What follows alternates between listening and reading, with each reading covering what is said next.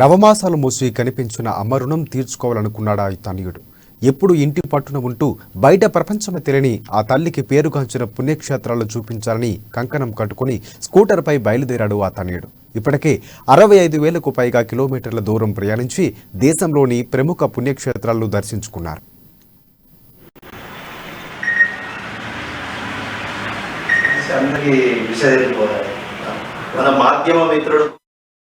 కర్ణాటకలోని మైసూరుకు చెందిన 44 ఏళ్ల కృష్ణమోహన్ తన మాతృమూర్తిని చూడరత్నమ్మకు దేశంలోని ప్రముఖ దేవాలయాలని చూపించాలని నిర్ణయించుకున్నాడు. బెంగళూరులో తాను చేస్తున్న సాఫ్ట్వేర్ ఉద్యోగానికి రాజీనామా చేసి తన తండ్రి ఇచ్చిన స్కూటర్ పైనే దేశమంతా పర్యటిస్తున్నారు. మాతృసేవ సంకల్ప యాత్ర పేరిట 2018 జనవరి 16న మైసూరులో చాముండేశ్వరి మాత ఆలయం నుంచి యాత్ర ప్రారంభించారు. ఇప్పటి వరకు దేశంలోని కన్యాకుమారి, మధురై, రామేశ్వరం, తిరుపతి, కశ్మీర్ వంటి క్షేత్రాలతో పాటు నేపాల్, మయన్మార్, భూటాన్లోని ఆలయాలు కూడా దర్శించారు.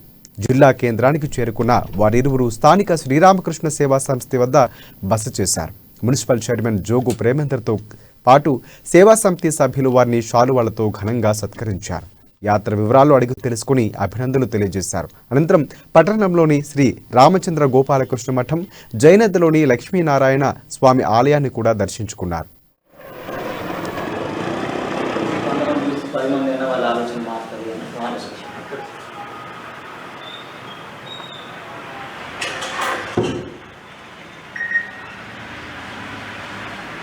అందరికీ విషయం మన మాధ్యమ మిత్రులకు కూడా చాలా